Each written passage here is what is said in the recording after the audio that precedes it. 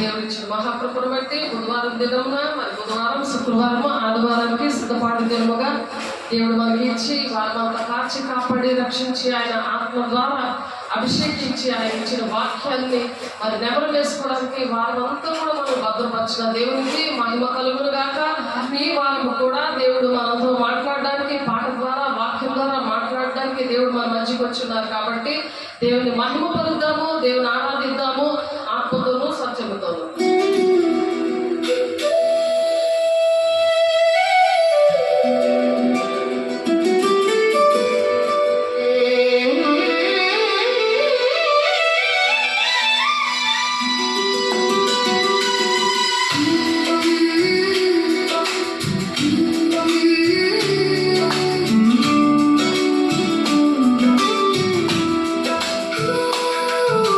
Yeah.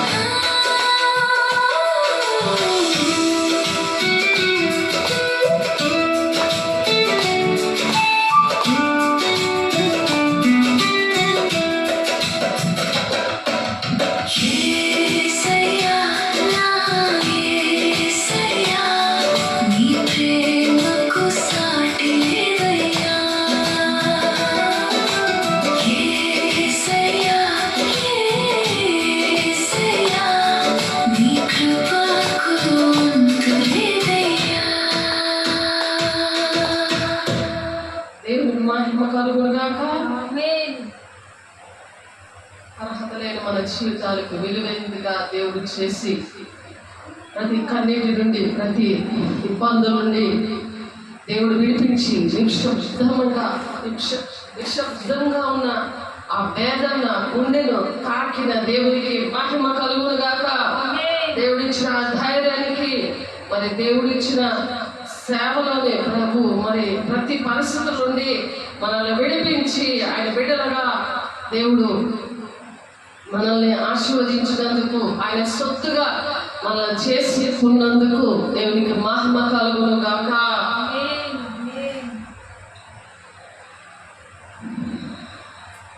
దేవుని యొక్క చెప్పబడే వారిగా ప్రతి ఒక్కరూ ఉండాలని దేవుడు ఆశపడుతున్నారు. దేవుడు ఎందుకు ప్రాణం పెట్టి మనం కన్నీరు తుడిచి మన బాధల్లో, వేదల్లో, దుఃఖంలో ఆయన ఉండి నడిపిస్తున్నారంటే కారణం ఏంటంటే ఆయన జత పని వారిగా మనం ఉండాలని. మనము యాత్రికులము. మన ఇల్లు ఎక్కడ ఉందంటే పరలోక రాజ్యం. ఈ భూలోకము మన ఇల్లు కాదు. మనము యాత్రికులము, మనం పరదేశులము. మన దేశం ఏంటంటే పరలోక దేశం, పరలోక పట్టణం. ఎంతమంది నమ్ముతున్నారు? దేవునికి మహిమ కలుగును గాక. ఇహలోకంలో మనం ఉండము. శ్రమ, ఎందుకంటే మనము శ్రమల గుండా వెళ్ళవలసి వస్తుంది. చూడండి అపోస్తుల కార్యము చూడండి, అపోస్తుల కార్యములు 14వ అధ్యాయంలో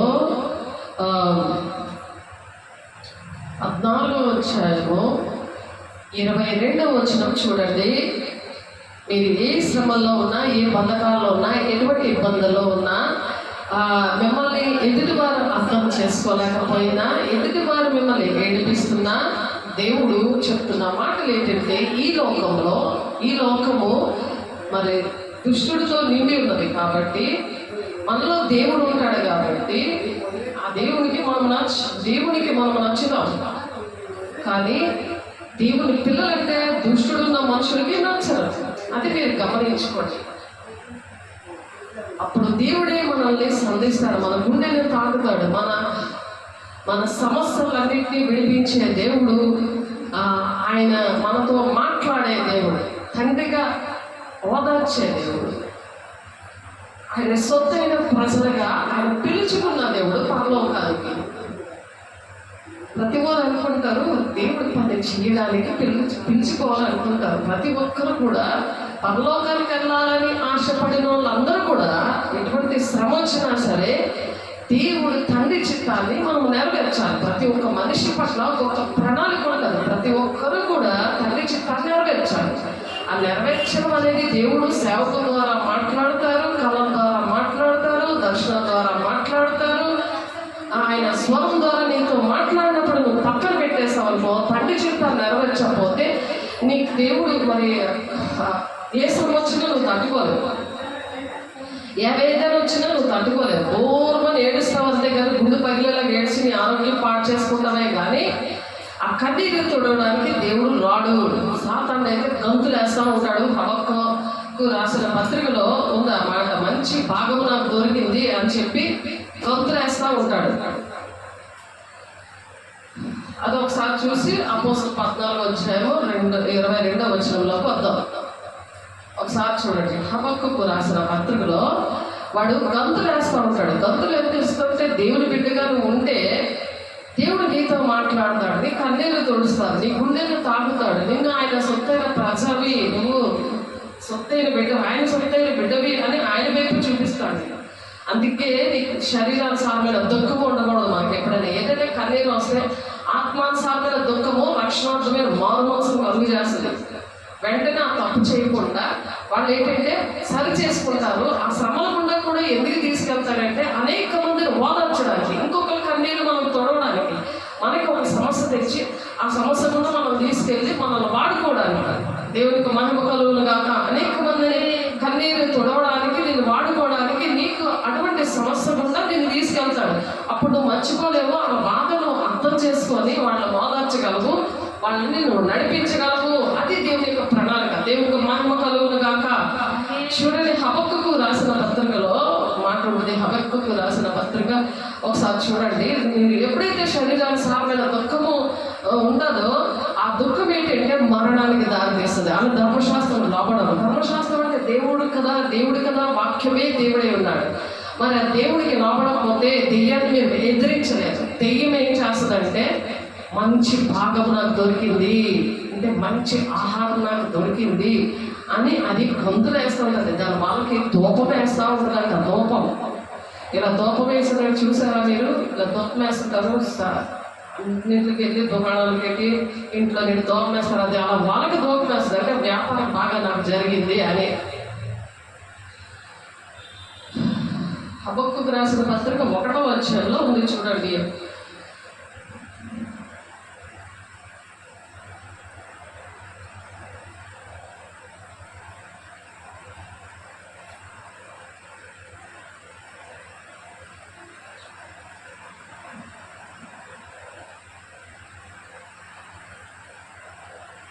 ఒకటో అధ్యాయంలో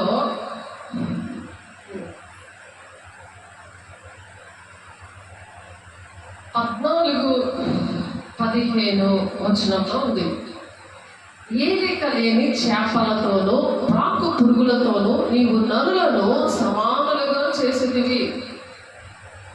నరులను సమానముగా చేసేదివి. ఎవరైతే దేవుడు ఈ చేపలనేంటి, ఈ పురుగులనేంటి ఏలమని చెప్పాడు దేవుడు. అది కాదు 1వ అధ్యాయం 26 చదివితే అక్కడ ఉంది. దేవుడు అన్నింటి మీద అధికారం ఇచ్చాడు. ఎవరైతే తండ్రి చిత్తాన్ని నెరవేర్చడానికి ఆశపడతారో దేవుడు పరలోక రాజ్యానికి నువ్వు వెళ్ళడానికి, పరిశుద్ధులుగా ఉండడానికి పిలిచాడు. కానీ అపవిత్రులుగా ఉండడానికి నేను పిలవలేదు అని చెప్తుంటే నువ్వు అపవిత్ర కార్యాలు చేసి అబద్ధాలు ఆడుతూ మోసం చేస్తూ నీవు డబ్బు సంపాదన చేద్దాము అని నువ్వు ప్రతి ఒక్కరిని మోసం చేస్తూ ఉన్నావు అనుకో, ధనాపేక్షతో ఉన్నావు అనుకో, వాళ్ళు అబద్ధాలు ఆడుతూ మరి దానికి తోడు బూతులు, మరి దానికి తోడేమో వాళ్ళకి శాపనార్థాలు అంటే కూడా ఇలాంటివన్నీ బాధలు ఇవన్నీ పెట్టుకోవడానికి అవన్నీ ఏంటంటే అధికారం ఉండదు దానికి. దేవుని అంటే దేవుడు నరులకి భూలోకంని ఏలమని అధికారం ఇచ్చాడు. కాబట్టి ఎప్పుడైతే దేవుడు మాట వినరో వాళ్ళ పరిస్థితి ఎలా ఉంటాడంటే సాతానుడు వాళ్ళ మీద జ్ఞానం వేస్తాడు అన్నమాట. వాడు జ్ఞానం వేసి మానవులందరినీ గుచ్చి లాగి ఉన్నాడు. గుచ్చి జ్ఞానం వేస్తే చేపకి అది లాగటం కదా, వలేస్తే చేప సముద్రం అనే లోకంలో చేప అనే మనల్ని అది గుచ్చుతాడు ధనాపేక్షతోటి. నీకు గొప్పతనాలు కావాలి, అందరూ నేను గొప్పతనాలు కోరుకుంటావు, అందరూ నేను మంచివాళ్ళు, మంచిది, మంచివాడు అనాలి, నీ గొప్పలు నువ్వు చెప్పుకుంటావు. కానీ దేవుడు మహింపరచాలి. దేవుని బట్టి నేను ఈరోజు ఇలా ఉన్నాను, నా దేవుడు నా కన్నీళ్ళు తుడిచాడు, నన్ను క్షమించాడు, నన్ను ఆదరించాడు, నన్ను ఆయన సొత్తైన ప్రజగా నన్ను నిర్ణయించుకున్నాడు, ఆయన సొత్తైన బిడ్డని నేను ఎక్కడికి వెళ్ళాలి? దేవుని రాజ్యానికి వెళ్ళాలి. కాబట్టి మరి శోధన జయించి వాడు ధన్యుడు, వాడికి జీవకిరీటం ఇస్తానన్నాడు. అది మనము భరించాలి. అందుకనే అపోస్తలులు 14:22 ఆ మాటలు ఉన్నాయి. శ్రమల గుండానే దేవుని రాజ్యానికి వెళ్ళాలని ఉంది. అందుకే అంతవరకు సహించేవాడు ధన్యుడు అనుంది. మత్తయి 24:13 అంతవరకు సహించాలి. వాడే రక్షణ పొందుకున్నాడని. రక్షణ బాప్తిజం తీసేసుకున్నాక దేవుడు నమ్మేసుకుంటా అయిపోదు, పరిశుద్ధాత్మ పొందేసుకుంటే అయిపోదు. వాక్యంతో మనము అది రోజు కడగబడాలి. వాక్యం హెబ్రీయులు 4:12 ఉంటుంది కదా, అది మూలుగుల్లో కూడా వెళ్ళిపోతుంది. రక్తంలో మూలుగుల్లో అది వెళ్ళిపోద్ది. అది మళ్ళీ ఉదక స్నానం చేయాలి వాక్యంతో. అంటే వాక్యంలో ఎలా ఉంది, దాని ప్రకారం నేను నడుస్తున్నానా లేదా అని సరి చేసుకోవాలి. సరి చేసి దేవుని దగ్గర కన్నీరు మార్చినప్పుడు దేవుడు విడిపిస్తాడు, మళ్ళీ పరిశుద్ధపరుస్తాడు, మనం నడిపిస్తాడు. ఆ రక్షణ ఆ విధంగా దుష్టుడు ముట్టకుండా తను తాను అలా భద్రం చేసుకోవాలి. అది ఎవరి మట్టుకు వాళ్ళే భద్రం చేసుకోవాలి. నా కోసం ప్రార్థన చేయండి అంటే అవి టెంపరీ అయిపోతాయి. కానీ నీ కోసం నువ్వే దుష్టుడు నిన్ను ముట్టకుండా నువ్వు భద్రం చేసుకోవాలి. నీ నోట్లోంచి ప్రతి మాట కూడా దేవునికి ఇష్టంగా ఉన్నదా లేదా అని నువ్వు దేవుడిని అడుగుతూ ఉండాలి. దేవా నీకు నేను ఇష్టంగా ఉన్నానా లేదా, ఇది నేను చేయాలా వద్దా, ఇది నీ చిత్తమా కాదా అని అడుగుతూ ఉండి అలాగ నడిచినప్పుడు రోమా 8:14 ఉన్నది. తండ్రి చిత్త పరిశుద్ధాత్మ దేవుని ద్వారా నడిపింపు అనమాట. అలా వస్తుంది. ఎంతమంది అయితే నా మూలంగా నడిపించబడతారో వాళ్ళే నా కుమారులు, నా కుమార్తెలు అంటున్నారు. అలాగా దేవుడు నడిపిస్తున్నాడా లేదా అని చెక్ చేసేది, చూసేది వాక్యమే. దేవునికి మహిమ కలుగును కాక. ప్రతి వాక్యము చదువుతున్నప్పుడు అలా నేను ఉన్నానా లేదా అనేది మనం చెక్ చేసుకోవడానికి వాక్యం చదవాలి, అది ధ్యానించాలి. దివారాత్రులు ధ్యానించేవాడు ధన్యుడు. వాడి నీటి కోళ్ళు ఎవరైనా నాటబడినది ఆకువాడక తన కాలమందు ఫలమిచ్చి చెట్టుగా ఉంటాడు, ఫలమిచ్చే చెట్టుగా ఉంటాడు. దేవుని ఆత్మలను రక్షించుస్తాడు. డబ్బు ఎక్కడైనా దొరుకుతుంది. నీకు కావాల్సిన ఇల్లు వాకిలు అన్నీ కూడా నీతో రావు. ఎన్ని సంపాదించుకున్నా మనతో రానే రావాలి. కానీ ఈ ఆత్మ దేవుని దగ్గరికి చేరాలి. దేవుని దగ్గరికి వచ్చిన ఆత్మ అది దేవుని దగ్గరికి చేరాలి. మన పరలోక రాజ్యం మన మధ్యనే ఉంది కాబట్టి మన పరలోక రాజ్యంలో పరలోక సంబంధమైన మనుషులుగా మనం బ్రతకాలి. దేవుని కుమారులు కుమార్తెలు అంటే వాళ్ళే, నా కుమారులు కుమార్తెలు అంటే వాళ్ళే రహస్య రాకల్లో ఎత్తబడతారు. లోకంలో ఉండి కూడా, లోకంలో ఉండి కూడా దుష్టుడు ముట్టకుండా మనం అలాగ భద్రం చేసుకోవాలి. భద్రం చేసుకోకపోతే వాడు గాలము వేసి మానవులను అందరినీ గురించి లాగి ఉన్నాడు, ఉరుగు మొగ్గి చిక్కించుకొనిచున్నాడు. వాడు తన వలలో వారిని కూర్చుకొని సంతోషపడి గంతులు వేస్తున్నాడంట. గంతులు వేస్తున్నాడు. నువ్వు ఏడిస్తే గంతులు వేస్తాడు. నువ్వు పాపంలో పడిపోతే గంతులు వేస్తాడా? దొరికిందిలే, ఒక్క మాటలో దీన్ని పట్టండిలే, వీడు పట్టుకున్నాను, ఇలా అబద్ధాలు ఆడుతున్నాడు. ఇప్పుడు ఏంటంటే ఫోన్ రికార్డ్ చేసేస్తున్నారు, వీడియోలు సీసీ కెమెరాలు ఉన్నా సరే భయం లేకుండా ఉన్నారు. చూడండి ఎంత బలమైన సాతానుడో ఒకసారి ఆలోచించండి. దేవుని బిడ్డలారా, ధనాపేక్ష, గొప్పతనాలు, దేవునికి మహిమ, దేవునికి గొప్పతనం తేవాలి. కానీ మనుషులుగా మనకు కాదని దేవునికి మహిమగా ఉండడానికి మనల్ని ఈ భూలోకంలో ఆయన పోలికలో, ఆయన గుణాలతో, ఆయన రూపంలో మనం సృష్టించాలి. అలా లేకపోతే సైతాన్ రూపం వచ్చేస్తుంది, బయటికే కనబడుతుంది. మాకైతే స్కాన్లాగా అలా దేవుడు ఉన్నాడు, దెయ్యం ఉన్నాడు వెంటనే తెలిసిపోతే వాళ్ళని బట్టి కన్నీరు వస్తుంది, కానీ వాళ్ళ మీద కోపం రాదు. చూడు వీళ్ళు ఎలా నశించిపోయారు, వీళ్ళు ఎన్నో ఎంత చీకటి ఉంది, ఎంత ధనాపేక్ష ఉంది, ఎంత నిర్లక్ష్యం ఉంది, ప్రేమ లేకుండా ఎలా ఉన్నారు వీళ్ళు రెక్లెక్స్గా. ఎవరో చనిపోయినట్టు ఏడుస్తారు వాళ్ళు, సైలెంట్గా ఆడుతున్నారు. దేవుడు మరి సైలెంట్గా దేవుడి దగ్గర ఏడుస్తాడు. ఆ కన్నీళ్ళు అలాగ వస్తాయి. కన్నీళ్ళలో రకాలు ఉన్నాయి. కన్నీళ్ళు దేవునికి ఇష్టంగా ఉండాలి. దేవుని బిడ్డ, దేవుడే మన కన్నీళ్ళు చూడాలి. అలాగా మనము శ్రమల గుండా వెళ్ళాలని దేవుడు మాట్లాడుతున్నారు. దేవుని బిడ్డ ఒకసారి ఆలోచించండి. ఇప్పుడు అపోస్తుల కార్యం 14:22 శిష్యులతో చెప్తున్నాడు. శిష్యుల మనసులను దృఢపరచి శిష్యుల మనసులు గట్టిగా ఉండాలని దేవుడు ధైర్యం ఇచ్చాడు కదా, మనకి కన్నీటి నుండి విడిపించాడు కదా. దేవునితో చెప్పుకొని మనం ఏడుస్తూనే మంచిది. మనుషులతో చెప్పుకుంటే ఏమీ రాదు, ఏమీ రాదు. నువ్వు దేవునితో మాట్లాడుకుంటే నీకు తలపోవడం, పాడు పీకులు, నడువులు, నొప్పులు, బీపీలు, షుగర్లు ఇవన్నీ మనుషులతో మాట్లాడుకుంటే వచ్చేస్తాయి. అవి దెయ్యాలు అనమాట. ఆడలో దెయ్యాలు నీకు ఎక్కిపిస్తాయి. అలాగా చేశారా 2 మాటలు ఇంకా ఎక్స్ట్రా వేసి నేను ఇంకా ఏడిపిస్తాను. అవి నువ్వు దేవునితో మాట్లాడుకున్నావే అనుకో, దేవుడు ఆదరిస్తాడు, నీకు ధైర్యం ఇస్తాడు, నీకు ఓపిక ఇస్తాడు, నీకు బలం ఇస్తాడు, నీకు శక్తిని ఇస్తాడు. దేవుడు మాట్లాడడం స్టార్ట్ చేస్తాడు, నీకు క్షమిస్తాడు. దేవుని బిడ్డ ఒకసారి ఆలోచించు. అలాగా యేసు ఏం చేశారంటే శిష్యుల మనసులను దృఢపరిచాడు. మన దేవుడు మరి నా జీవితంలో కూడా దేవుడే దృఢపరిచాడు. అలాగా నన్ను నాకు ధైర్యం చేసి చెప్పాడు. మోసపుచ్చే ఆత్మలను దేవుడినే పక్కన ఎట్టినాను, మరి దేవుని సేవలు పక్కన ఎట్రా. అందుకనే తండ్రి చిత్తాలు నెరవేర్చిన వాళ్ళే నా తల్లి సహోదరులు అంటున్నాడు ఆయన. అలా కోపం వచ్చింది, తల్లి సహోదరులు కోపం వచ్చింది. కానీ తండ్రి చిత్తాలు నెరవేర్చినప్పుడే ఈ దేవుడు నిజముగా ఆయన దేవుని కుమారుడే అన్నారు. భూకంపం వచ్చేసింది, సమాజంలో ఉన్న వాళ్ళు లేచారు. మరి దేవాలయం ఎరుషలేము దేవాలయం ద్వారా అడ్డంగా చిరిగిపోయింది.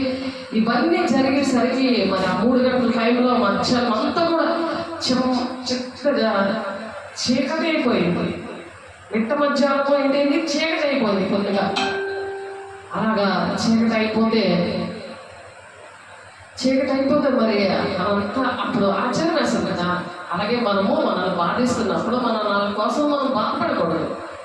బాధపడతారా? ఏడుస్తారా? చెప్పండి. ధైర్యంగా ఉంటారా లేదా? చెప్పండి. ధైర్యంగా ఉండాలి. దేవుని బిడ్డ, నీకు వాక్యం తెలిస్తే నువ్వు ధైర్యంగా ఉంటావు. నీకు ఆ చీకటికి శరీరానుసారమైన దుఃఖము ఉన్న వాళ్ళు ఏడుస్తుంటే నువ్వు ఓదార్చగలవు. వాళ్ళకి అన్నీ చెప్పగలవు. నువ్వే శరీరానుసారమైన దుఃఖంతో ఏడుస్తూ ఉన్నావు అనుకో, నీ చీకట్లు లాగేళ్తాయి. కాబట్టి నువ్వు ఆత్మానుసారమైన దుఃఖమే రావాలి.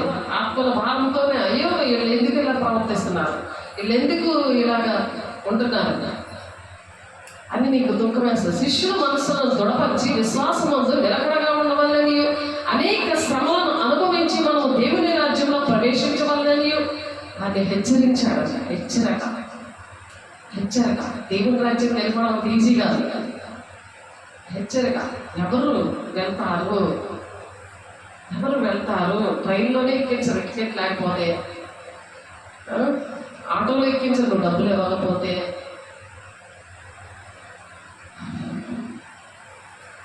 ఆలోచించండి.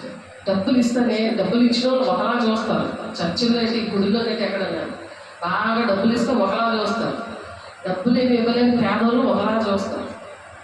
దేవుడు పేదల కోసమే వచ్చాడు, పాపుల కోసమే వచ్చాడు. వాళ్ళకి ఏ దెయ్యాలు లేవనుకో వాళ్ళు బాగా చూసుకుంటారు. దెయ్యాలు ఉన్న వాళ్ళని, పేదవాళ్ళని పట్టించుకుంటారు. దేవుడు ఎవరి కోసం వచ్చారు? పాపాత్మల కోసం వచ్చారు, కానీ నేను నీతిమంతుల కోసం నేను రాలేదు అన్నాడు. అలాగే పాపం చేసుకోవచ్చు చేయడానికి వచ్చారు. ఇద్దరు తల్లి కొడుకులు పాపల కోసమే వచ్చారు. అందుకే మేము పాపం చేస్తూనే ఉంటాం అన్నారంట. వాళ్ళు దెయ్యం ఎంత గట్టిగా మాట్లాడుతుందో చూసారా? వాక్యం తెలియదు. నీతిమంతులుగా చెయ్యాలి. మనం నీతిమంతులుగా అయ్యి యేసే ఎందుకు చనిపోయాడు? పాపం నుండి విడుదల పొందడానికి, మానవాళి రక్షణ కోసం. ప్రతి ఒక్క మనిషికి పాపక్షేమం వస్తేనే, పరిశుద్ధంగా ఉంటేనే పరలోక రాజ్యం పరిశుద్ధ పట్టణానికి వెళ్తారు. పాపాత్మ కోసం రాలేదు, నేను నీతిమంతుల కోసం రాలేదు, పాపుల కోసం నేను వచ్చాను అని అంటే పాపం చేసుకుని ఉండమని దాని అర్థం. ఆయన ఎలాగైతే ప్రాణం పెట్టాడో మనము కూడా ప్రాణం పెట్ట భద్రమై ఉన్నాము అనుంది వాక్యం. దేవుని మూలంగా పుట్టిన వాళ్ళమని ఎరుగుదము, కానీ అటువంటి మనం మనల్ని మనం భద్రం చేసుకొని తాను భద్రం చేసుకోమని ఉంది. తర్వాత అటువంటి వారిని దేవుడు ప్రాణం పెట్టాడు కాబట్టి మనం కూడా ప్రాణం పెట్ట బదులుమే ఉంది. మొదటి యోహానులోని 5వ వచనంలో ఉంటుంది, మనం కూడా ప్రాణం పెట్ట బదులుమే ఉన్నామని చెప్తున్నాడు ఆయన. ఆ సాక్ష్యం ఏదనగా దేవుడు మనకు నిత్య జీవమును దయచేశాను, ఈ జీవం ఆయన కుమారుని అందున్నది. దేవుని కుమారుని అంగీకరించేవాడు జీవము గలవాడు, దేవుని కుమారుని అంగీకరింపని వాడు జీవము లేనివాడు. జీవము లేకుండా ఉన్నారు. ఎందుకంటే ఈ పనులు చేయకుండా, ఈ పనులు ఇప్పుడు చెప్పిన పనులు తండ్రి చెప్తున్నాడు. అన్నీ కూడా దేవుడు నాకు నేర్పించాడు. అన్నీ నాకు తెలియదు ముందు. ఆ బాప్టిస్ట్ సంఘంలో నామకార్థంగా జీవించిన బ్రతుకులో మరి దేవుని తండ్రి చిత్తం నెరవేర్చకుండా ఉండే జీవితంలో ఉన్న పుట్టింటి నుండి అత్తింటి వరకు వెళ్ళే వరకు కూడా నేను దేవుని దగ్గర ఇవన్నీ కూడా ఒప్పుకొని విడిచిపెట్టినప్పుడు, భక్తి నేర్పించమని అడిగినప్పుడు, నా జీవితం అంకితం చేస్తాను ప్రభా, ఎవరు నాలాగా బాధపడకూడదు, కన్నీరు కాచుకోవడానికి ఎప్పుడైతే దేవుని దగ్గర తీర్మానం చేసుకున్నానో అప్పుడు నేర్పించారు. దేవునికి మహిమ కలుగును గాక. కాబట్టి దేవుని కుమారుని అంగీకరించేవాడు జీవం కలవాడు. అంటే వాళ్ళ పనికి వస్తారు. నీకు డబ్బులు కాదు, డబ్బులు ఎక్కడైనా వస్తాయి, డబ్బులు ఇస్తామని కాదు దాని అర్థం. నీ ఆత్మకి మంచి ఆహారం పెట్టి దేవుని రాజ్యం తీసుకెళ్తారు. డబ్బులుంటే ఇస్తారు, నీకు ఏదైనా సహాయం చేస్తారు. ప్రతి ఒక్కరు డబ్బులే చూస్తారు, కానీ నేను దేవుని రాజ్యానికి వెళ్తావు, నువ్వు నీ ఆత్మ కరెక్ట్గా ఉంటే. డబ్బులు ఉన్న వాళ్ళు కూడా కరోనాలో చాలా మంది చచ్చిపోయారు కదా. డబ్బులేమి మరి ఆపదు కదా, మరణాన్ని ఆపదు కదా. మరణం నుండి జీవం అంటే పరలోక రాజ్యం వెళ్ళడానికి డబ్బులేమీ అవసరం లేదు కదా, ఫ్రీ టికెటే కదా. నువ్వు నీతిగా ఉంటే చాలు, న్యాయంగా ఉంటే చాలు, నీతో ఏమి రావు, నాతో ఏమి రావు కదా. కాబట్టి దేవుని కుమారుని అంగీకరించేవాడు జీవము గలవాడు, దేవుని కుమారుని అంగీకరింపనేవాడు జీవము లేనివాడు. నువ్వు జీవిస్తున్నావు కానీ మృతుడవే, మృతులకు నేను దేవుని కాను అంటున్నారు. ప్రకటన గ్రంథంలో ఉందన్నమాట. ఎందుకంటే దేవుని కుమారుని నామమందు విశ్వాసం నుంచి మీరు నిత్య జీవం కలవాలని తెలుసుకున్నట్లు నేను ఈ సంగతులు మీకు రాయిచున్నాను. ఈ సంగతులు ఎందుకు రాస్తున్నారు? నమ్మి బాప్తిసం తీసుకున్నవాడు రక్షించబడాలి, నమ్మని వారికి శిక్ష విధిస్తాడు. శిక్ష ఉంటుంది. నువ్వు నమ్మకపోతే, ఈ మాటల్లో నువ్వు ఏది నమ్మకపోయినా నీకు పనిష్మెంట్ ఉంటుంది. నువ్వు జీవిస్తున్నావు కానీ మృతుడిగా ఉన్నావు అనుకో, ఇలాగా దేవుని బిడ్డలుగా నువ్వు ఉండి దేవుని జతపడి వారిగా ఉండాలని దేవుడు ఆశపడుతుంటే, ప్రతి ఒక్కరు దేవుని రాజ్యాన్ని వెళ్ళాలని ఆశపడుతుంటే, నువ్వు కపటంతో కపట సహోదరులాగా ఉండకూడదు. కపట సహోదరులు వాళ్ళు చెప్తారు కానీ చేయరు. శాస్త్రులు పరిశీల ఆత్మ వాళ్ళలో ఉంటుంది.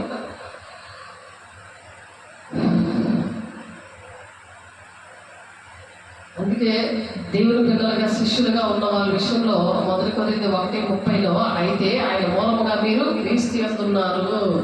మనం క్రీస్తు యందు ఉన్నామా సాతాను యందు ఉన్నామా అంటే చెక్ చేసుకోవాలి. ప్రతిరోజు కూడా చెక్ చేసుకోవాలి. చనిపోయే వరకు కూడా చెక్ చేసుకొని ఏంటి సాక్ష్యం చెప్పాలి?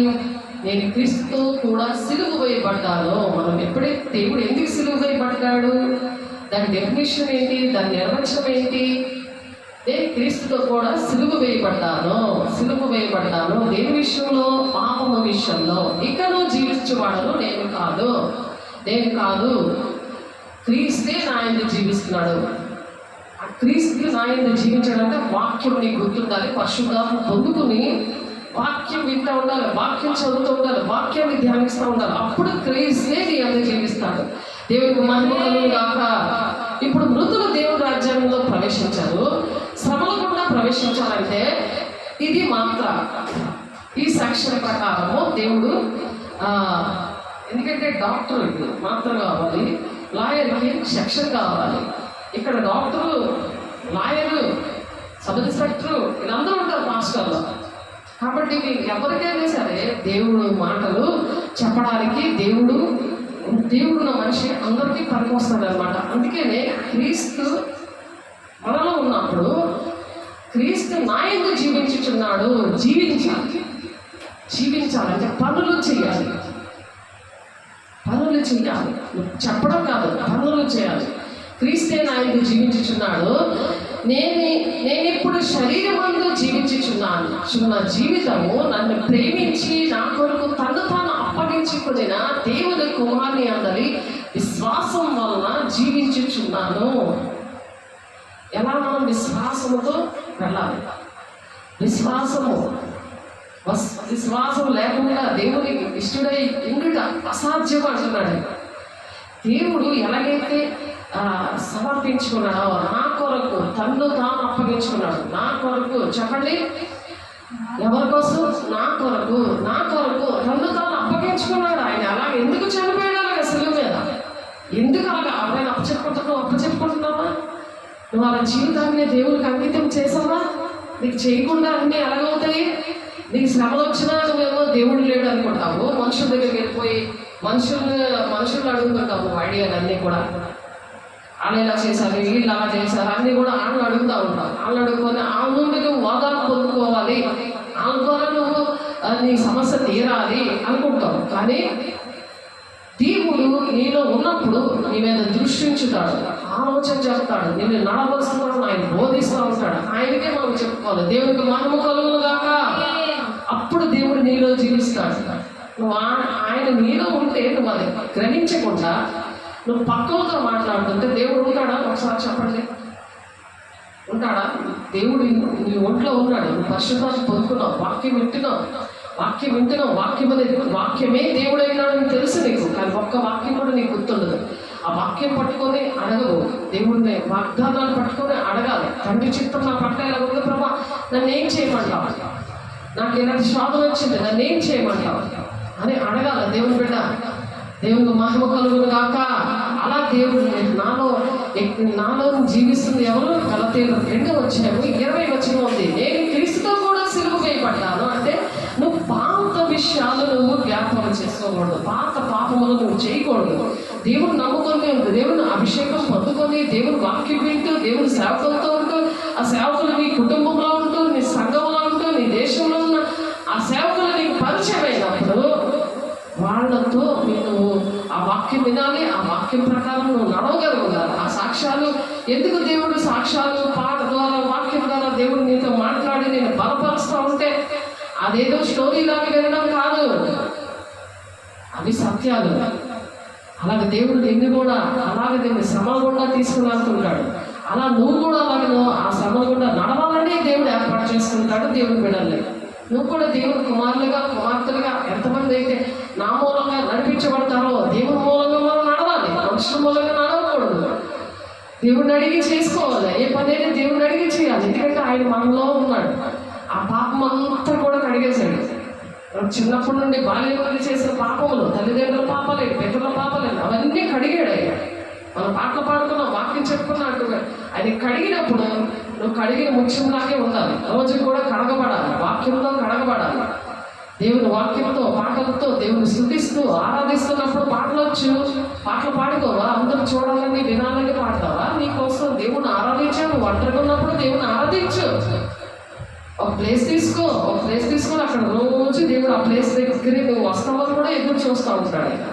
ఆ ప్లేస్కి వచ్చేసరికి నాకు ఎంతో నమ్మకం ఉంటుంది. ఆ బలిపీఠం అనేది నువ్వు ఇంట్లో కట్టుకోవాలి, నీ ఒంట్లో కట్టాలి, నీ హృదయంలో కట్టుకోవాలి, నీ ఇంటిలో కట్టుకోవాలి.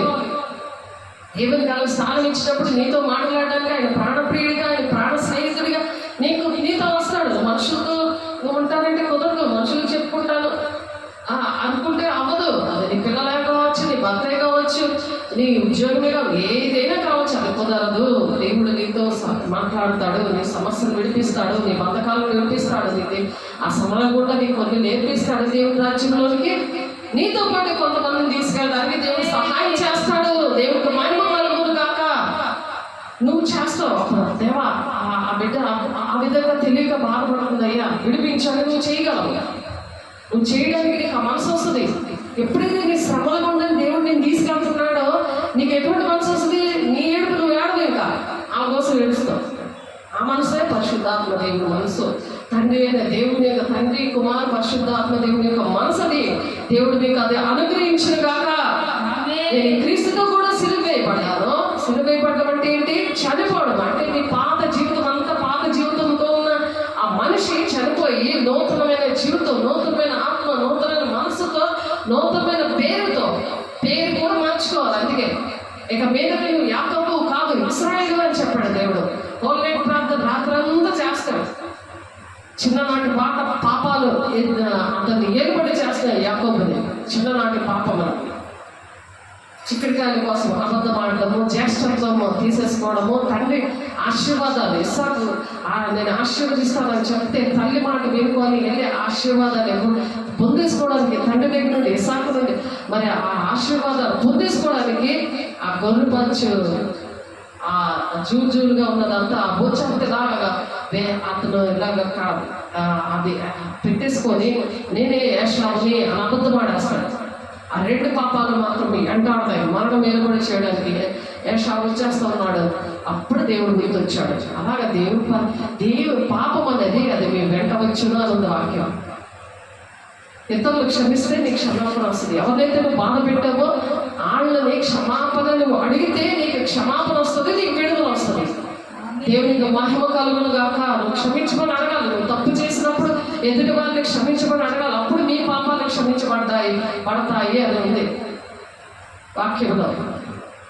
పరలోక ప్రార్థనలో ఉంది. అదేదో అది ఎక్కాల బుక్కులాగా, లేకపోతే ఏదో రైమ్స్ అంటాం కదా, రైమ్స్ చెప్తున్నట్టు దడదడని చెప్పేస్తారు ఏదో మొక్కుబడి కింద. కానీ దాంట్లో అర్థం ఏంటో అర్థమవుతుంది చాలా మందికి. పరలోక రాజ్యము ఉన్నది భూలోకమందు కూడా నెరవేర్చబడును గాక అని ఉంటుంది. పరలోక రాజ్యంలో నీళ్ళు తయారవ్వాలంటే, నీ బాడీ తయారవ్వాలంటే ఆ పరలోక ప్రార్థన చేసినప్పుడు, అది ధ్యానించినప్పుడు దేవుడితో డైరెక్ట్గా మాట్లాడడం అనమాట. మా ఆయనతో అది ఆయన హిందువుడిగా ఆయన వచ్చినప్పుడు, మరి అలాగే పెళ్లి చేసేసుకున్నప్పుడు, అలా మోసం చేసినప్పుడు, అలా దేవుడు ప్రార్థన చేయడం ఏంటి ఏదో తెలియదు. ఆయన అడిగినప్పుడు దేవుడే ఆయనతో మాట్లాడారు. పరలోక ప్రార్థన చెయ్యాలి అని శిష్యులతో దేవుడు అదే మాట చెప్పారు. శిష్యులు కూడా అడిగారు ఆ మాట, ఎలా ప్రార్థన చేయాలంటే. ఆ పరలోక ప్రార్థనలో అంత పవర్ ఉంది. కాబట్టి నేను క్రీస్తుతో కూడా సిలువ వేయబడి ఉన్నాను, ఇకను జీవించేవాడు నేను కాదు, నాయందు జీవించేవాడు నాయందు జీవించుచున్నాడు, క్రీస్తే నాయందు జీవిస్తున్నాడు. అది మనం చెక్ చేసుకోవాలి. దేవుని బిడ్డ ఆయన ఓదారుస్తూ ఉంటాడు, ఆయన నేను బలపరుస్తాడు. నువ్వు ఒక సమస్యలో ఉంటే నువ్వు నీ హృదయం ఉండే బాధ ఎవరు తీర్చరు, డబ్బు తీర్చదు. ఒక మనిషితో మాట్లాడదామని నీకు ఉంటుంది, నీ బాధంతా చెప్పుకోవాలని ఉంటుంది. కానీ దేవుడితో చెప్పుకుంటే నీకు ఎంత ప్రశాంతత ఉంటుందో, ఎంత నెమ్మది ఉంటుందో. అలాంటప్పుడే దేవుడు పాట ద్వారా మాట్లాడతాడు, వాక్యం ద్వారా మాట్లాడతాడు. ఎంత చక్కగా ఇంకా బాధ వచ్చేస్తుంది, ఇంకా నమ్మకం ధైర్యం వచ్చేస్తుంది. దేవునికి మహిమ కలుగును గాక. దేవుడు చేశాడు నా జీవితంలో, నేను ప్రాక్టికల్గా అనుభవించాను. నేను చెప్పడానికి దేవుడు నన్ను ఇక్కడ నిలబెడతాడు, ఆ శ్రమలు కూడా నన్ను తీసుకెళ్తాడు. దేవునికి మహిమ కలుగును గాక. దేవునికి మహిమ రావాలి, అలా మనం బ్రతకాలి. కానీ మనకేదో గొప్పతనం రావాలని మన కాలం ఎగరేయకూడదు. నేను ఫలానా, నేను ఎలాగా అలాగా ఎవరికి చెప్పకూడదు. ఏది ఉన్నా సరే దేవుని వల్లే. నెమ్మది అలాగే గడ్డి మేసాడు, ఈ బలాధిక్యత అంతా నాదే కదా అనేసి మనసులో అనుకున్నాడు అంతే. ఆయన వచ్చిన కళ విషయంలో సంవత్సరం దేవుడు వెయిట్ చేశాడు, సంవత్సరం ఆయన టైం ఇచ్చాడు.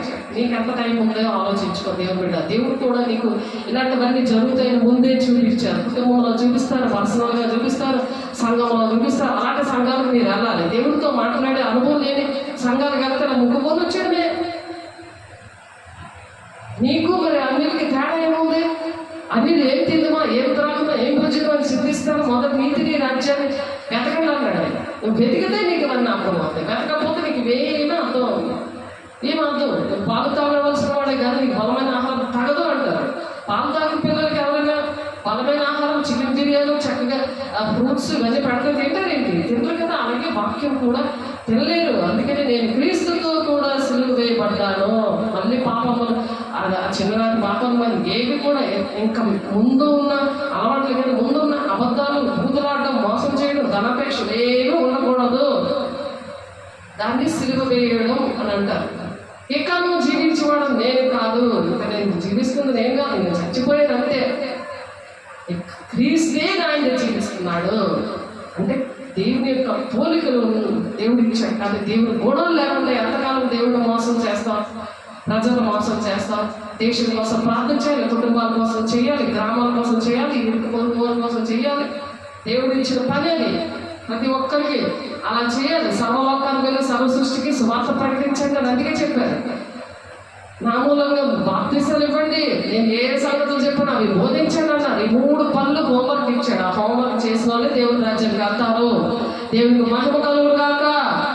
సదాకాలం నేను వారితో ఉంటాను అన్నాడు ఆయన. అది వాగ్దానం. అని ఆ పరిశుద్ధ పట్టణంలోకి వెళ్ళడానికి ఆయన ఏ విధంగా వెళ్ళాడో అపోస్తలుల 1:11 ఉంది. ఆ విధంగానే నేను వస్తాను వచ్చే వరకు మనకి ఆ హోంవర్క్ ఇచ్చాడు. మొత్తం 28 వచ్చాము, 18, 19, 20 వచనాల్లో ఉంటుంది.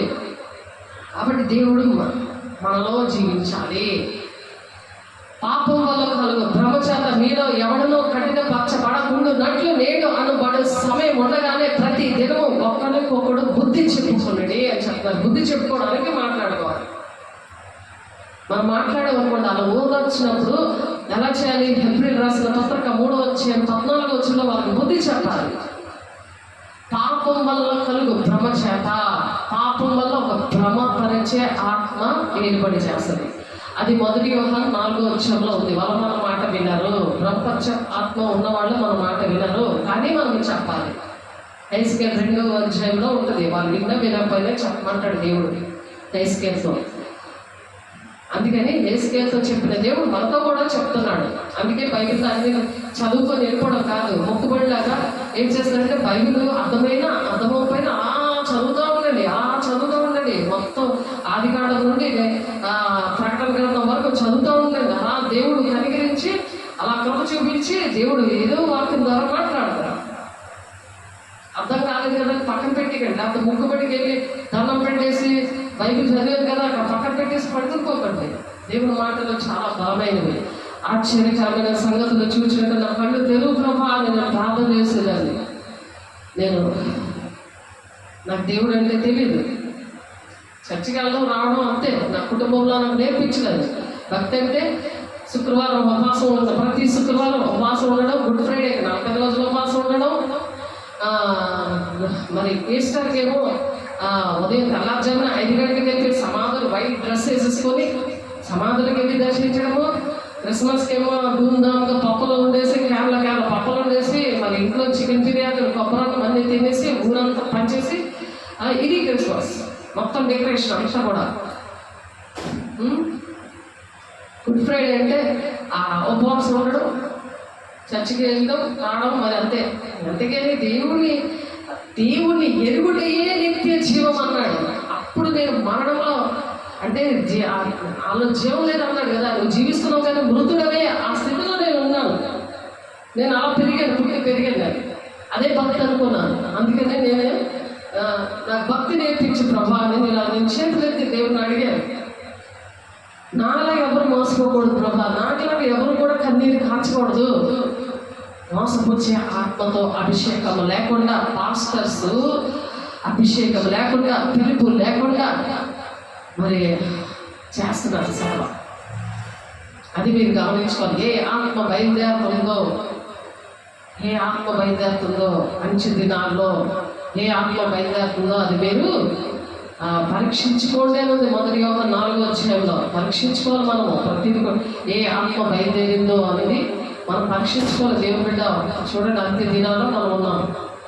ఏ ఆత్మ బయలుదేరుతుందో మనము పరీక్షించుకోవాలి. చూడండి, ఆ వాక్యం చదువుతాం ఒకసారి. 1 యోహాను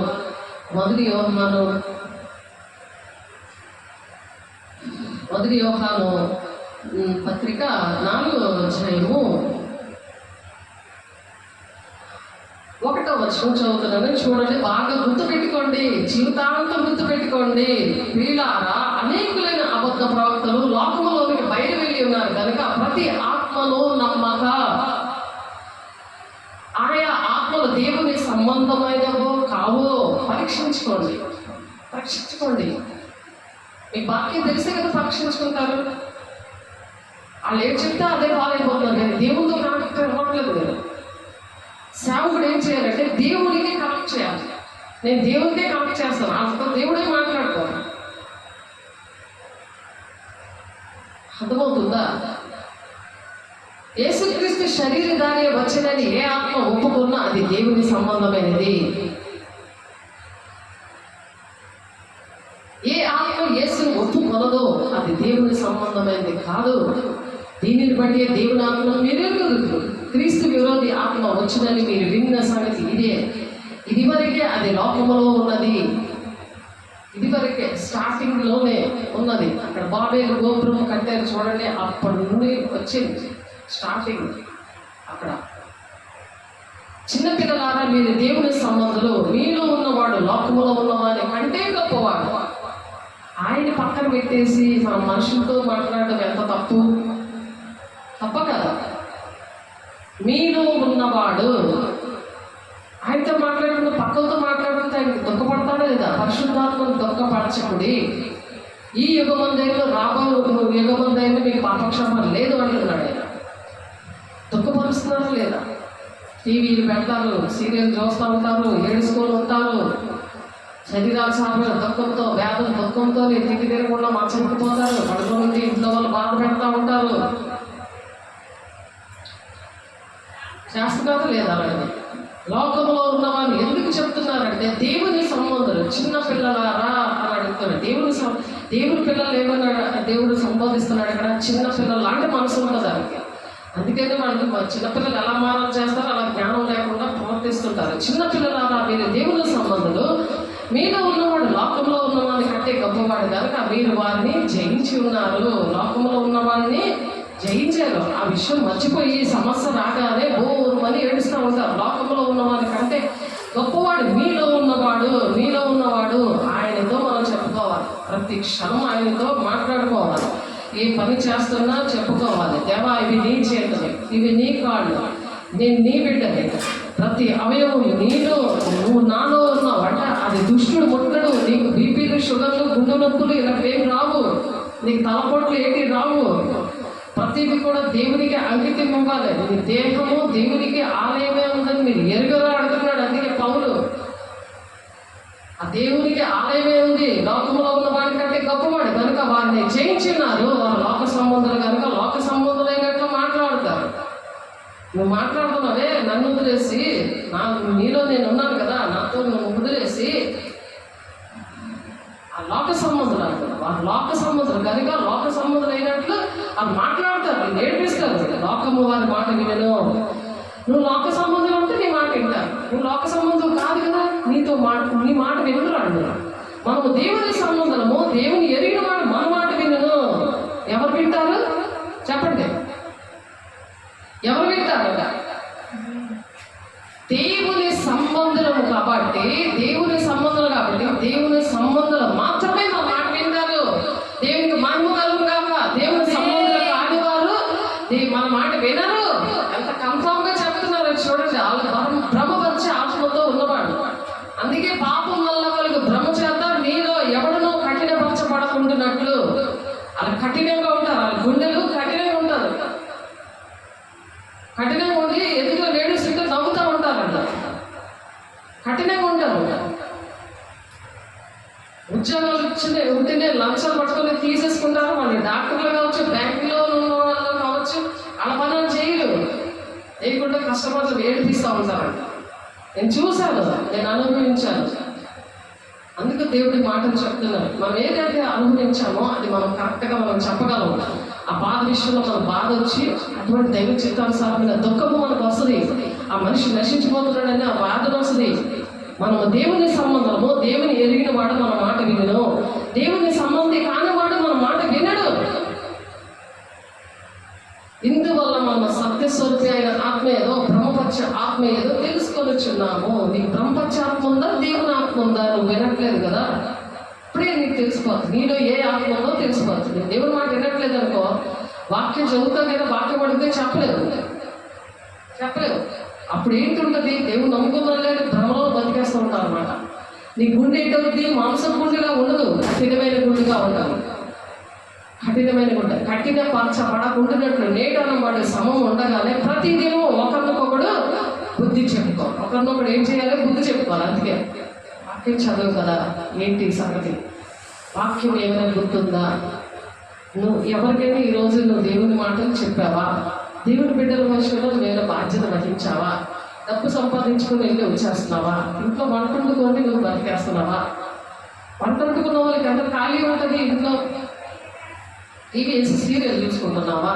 ఆ సీరియల్లోని ఎలా అత్త కోడలకి, మరి పిల్లలకి, భర్తకి ఏ విధంగా అక్కడ టార్చర్ పెడుతుందో అలా పెడదామని ఆలోచిస్తున్నావా? అది వేస్ట్. అది టీవీ చూసావా, నీలో ఖచ్చితంగా దెయ్యాలు లోపలికి వెళ్తుంటాయి. అవన్నీ కూడా ఆలోచనలు పెట్టేదంతా సాతానుడు. ఆ సాతాను ఆలోచనలన్నీ నీలో నిండిపోతాయి. నీ రూపమే మారిపోతుంది. అవి చూడకూడదు, వాక్యము చూడాలి. వాక్యంలో ఉన్నాడు దేవుడు ఏంటి మాట్లాడుతున్నాడు అని చూడాలి. నిత్య జీవం గలవారిని తెలుసుకున్నట్టు నేను ఈ సంగతులు మీకు రాయించున్నాను. పౌలు నిత్య జీవం రావాలని దేవుని కుమారి నామమందు విశ్వాసం వచ్చి మీరు నిత్య జీవం గలవాలని తెలుసుకున్నట్లు, మీరు నిత్య జీవం కలిగి ఉన్నారు అని మీకు తెలుసుకోవాలి. అది మీరు తెలుసుకోవాలి. సాతానికి తెలుసు దేవుడు మీలో ఉన్నట్టు తెలుసు, కానీ మీకు తెలియట్లేదు దేవుడు మీలో ఉన్నట్టు. దేవుడు బిడ్డలకు సాతానికి తెలుసు కానీ మీకు తెలియట్లేదు దేవుడు నాలో ఉన్నాడు, క్రీస్తే నాలో జీవిస్తున్నాడని మీకు తెలియక ఏడుస్తూ ఉంటారు, పక్కలు చెప్పుతూ ఉంటారు. దేవుని బిడ్డలు సరి చేసుకోవద్దు. చేసుకున్నప్పుడు దేవుడు వాదార్చే దేవుడు, నడిపించే దేవుడు. మరి ప్రతి విషయంలో కూడా దేవుడు ఎలా నడిపిస్తాడంటే ఆయన జతగా ఉంటాడు. జత అంటే నీ తోడై ఉంటాడు. 1 కొరింథీ 3వ అధ్యాయం చూడండి. 1 కొరింథీ 3వ అధ్యాయం 9వ వచనంలో మేము దేవుని జతపన వారమే ఉన్నాము, మీరు దేవుని వ్యవసాయంలో దేవుని గృహమునై ఉన్నారు. మనం ఎవరివి? దేవుని గృహము అంటే దేవుని ఇల్లు. ఎవరు మనము? దేవుని ఇంట్లో ఎవరుంటారు? ఎవరుంటారు? గట్టిగా చెప్పాలి. దేవుడు ఉంటాడు. నువ్వెవరివి? నేను దేవుడి ఇల్లు అని చెప్పాలి.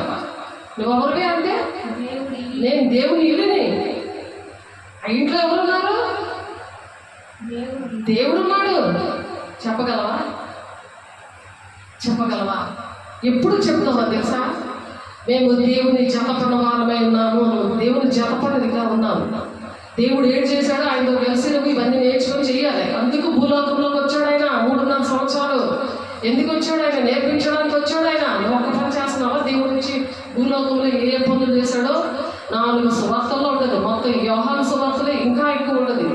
అవన్నీ కూడా ఆయన చేసినవన్నీ కూడా అది నెరవేర్పు జరగడానికి ప్రకటన గ్రంథంలో ఉంది. చేయకపోతే ఏదవుతుంది, చేస్తే ఏదవుతుంది, అవన్నీ కూడా వివరించి చెప్పడం జరుగుతుంది. మీకు గ్రహించాలి. మాకు అర్థం కావట్లేదంటే అవ్వదు. అర్థం చేసుకోవడానికి దేవుని పాదాల మీద పడిపోవాలి, కన్నీరు కార్చాలి. సమరయ స్త్రీ ఊరంతా రక్షించేసింది. 5 భక్తులు ఆయనకి ఏంటింటుందో అన్నీ చెప్పాడు. నీకు కూడా చెప్తాడు. స్కామ్ చేస్తాడు. దేవుడు నీలో ఉన్నాడు అనుకో, ఎదుటి మనిషి స్కామ్ చేస్తాడు. స్కామ్ చేసి ఆ విషయాలన్నీ చెప్తాడు. దేవునికి మహిమ కలుగును గాక. కోత విస్తారం ఉంది. పనివారు అందుకే కొద్దిగా ఉన్నారు. పనివారు ఎందుకు కొద్దిగా ఉన్నారు? పనివారు ఎందుకు కొద్దిగా ఉన్నారు? పనివారు ఎందుకు కొద్దిగా ఉన్నారు? నువ్వు దేవుడి గృహంగా ఉన్నావని నీకు తెలియదు. దేవుడు నీలో ఉన్నాడనే విషయం నీకు తెలియదు. అందుకే పనివారు కొద్దిగా ఉన్నారు. ఎందుకు రాకడ ఆలస్యం అవుతుంది? ఈ పనులు చేయట్లేదు, పని చేయట్లేదు. తండ్రి చేత నెరవేరుస్తుంది దేవుని రాజ్యము వాళ్ళకే ఉంది అని మధ్యసం 7:27 చెప్తుంటే చెయ్యట్లేదు ఆ పని. తండ్రి చిత్తం ఏంటో తెలియట్లేదు వాళ్ళకి. తెలియట్లేదు. దేవుని బిడ్డ తెలియట్లేదు వాళ్ళకి. తండ్రి చిత్తం ఏంటో తెలుసుకోవాలి. నీ పట్ల ప్రతి ఒక్కరి పని ఏంటంటే సర్వలోకానికి కూడా సువార్త, దేవుని శుభవార్తని, ఈ శుభవార్తని ప్రకటించాలి. అది అయిన తర్వాతే అర్థం వస్తుంది. దేవుడు అప్పుడే వస్తాడు. ఎవరు నష్టపోవడం ఇష్టం లేదు. నీకు దేవుడు ఎన్ని కార్యాలు ఆయన కృప చెప్పిన అర్హత లేకపోయినా మనకి చేశాడో ఆ విషయాలను నువ్వు వివరించి చెప్పగలవు, చెప్తావు. నేర్చుకునే పని లేదు నీకు. నేర్చుకునే పని లేదు నీకు. దేవుడే నీలో ఉండి ఆయన మాట్లాడతాడు. ఆయన మాట్లాడే దేవుడు నీలో ఉండి మాట్లాడతాడు. లూకా 12 ఉంది. మత్తయి 10:20 ఉంది ఆ మాట. ఆయన మనలో ఉండి మాట్లాడతాడు. నువ్వు ఎక్కడికి వెళ్తే అటువంటి మాటలు నీ నోట్లో పెడతాడు.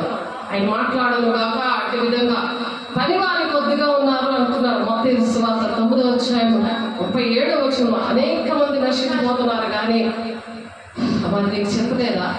ఇవన్నీ దేవుడు అడుగుతాడు ధవల సింహాసనం దగ్గర. అంటే 20 ఉంది. ధవల సింహాసనం దగ్గర ఆ తీర్పులో పెట్టి అప్పుడు నరకాలు పట్టి తీసుకెళ్తాడు. ఎందుకంటే నరకాలు నేను ఎందుకు వచ్చాను? నీ నామంలో దెయ్యాలని కొట్టలేదా? అద్భుతగానే చేయలేదా? వాళ్ళకి పాస్టర్ గారికి ఎంత డబ్బులు ఇవ్వలేదా అని అంటావు. నువ్వు అవన్నీ వేస్తే నీ ఆత్మ కరెక్ట్గా లేకపోతే, నువ్వెంత భక్తి చేసినా అవన్నీ వేస్తే. తండ్రి చిత్తం ఏంటి నీ పట్ల ఉంది? తండ్రి ఏంటి చెప్తున్నాడు? దేవుని యొక్క జప పరివారంగా ఉండి నువ్వు దేవుని యొక్క గృహంగా ఉన్నావా? దెయ్యానికే గృహంగా ఉన్నావా? అది మనం చెక్ చేసుకోవాలి. ప్రతి ఒక్కరూ చెక్ చేసుకోవాలి. మనం దేవుని బిడ్డలుగా ఉన్నామా లేదని ఉంటే అటువంటి మనసు వస్తుంది. దేవుని జత పరివారంగా నేను దేవుని పని చేస్తాను. దేవుని మాటలు చెప్పడమే, నీకు ఏం జరిగిందో అది చెప్పడమే. దేవుడు చేసిన మేలుని నువ్వు మంచం కింద పెట్టకూడదు, దీపస్తంభం మీద పెట్టాలి. ఒక ఆమెకు చెప్పారు, ఒక విజయనగరంలో రైతు బజార్ దగ్గర చక్కగా 5-6 ల్యాంపులు, పెద్ద ల్యాంపులు, లైట్ హౌస్ లైట్కి పెట్టడం కదా రోడ్డు దగ్గర, పెద్ద లైట్లు అలాంటివి, అలా దీపస్తంభంగా ఉండమన్నారు. కానీ ఆవిడ ఇల్లు కొనుక్కొని వెళ్ళిపోయింది. ఆవిడ చక్కగా ఒక ఇల్లు ఆల్రెడీ ఉంది 37 లక్షలకి, మళ్ళీ 53 లక్షలకి ఇంకో ఇల్లు కొనుక్కొని అక్కడ చెప్పలేకపోయింది. అందరికీ చెప్పలేదు, సంఘాలకు చెప్పలేదు, సేవకులకు చెప్పలేదు, దేవుడికి అసలు చెప్పలేదు. ఒక్కరితో మిగతా మీటింగ్ లేదు, ఏది లేదు. ఆవిడ ఇష్టం వచ్చినట్టే నడుచుకోవాలని వచ్చింది. ఎందుకంటే దేవుడు మాట్లాడే దేవుడు. దేవుడికి అడిగి చేయాలి, సేవకులకి అడిగి చేయాలి. దేవుని బిడ్డ లోకాసువార్త 10:2 చూడండి. లోకాసువార్త 10:2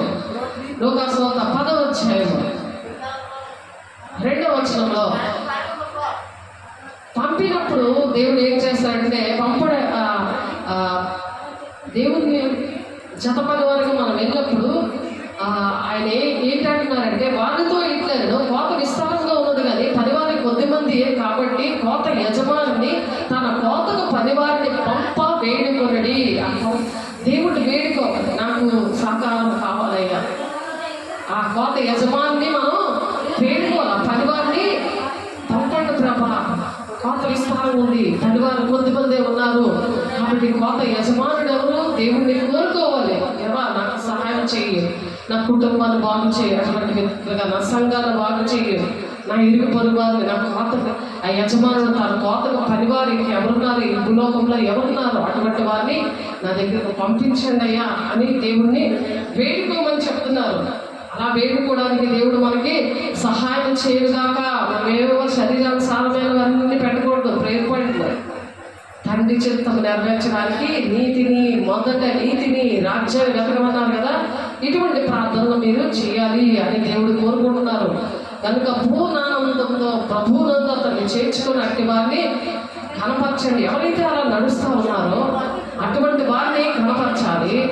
పూర్ణానందంతో ప్రభువునందు అతన్ని చేర్చుకోవాలి. అటువంటి వారిని ఎవరైతే మీకు సేవకులు ఉన్నారా, లేకపోతే అటువంటి దేవుని పిల్లలు ఉన్నారా, అటువంటి వారిని చేర్చుకోవాలి. అందరినీ చేర్చుకోకూడదు. ఫిలిప్పీయులకు రాసిన పత్రిక 2:30 ఎవరైనా దేవుని పేరు వచ్చేసి మాయ వేషాలు వేసుకొని వాళ్ళ అబద్ధ బోధనలు వచ్చి వాళ్ళందరినీ చేర్చుకోకూడదు. అవన్నీ లెక్కలకు రావు. ఎందుకంటే ఆత్మ పరీక్షించుకోమన్నాడు కదా, వాక్యం తెలుస్తుంది, మీరు పరీక్షించుకుంటారు.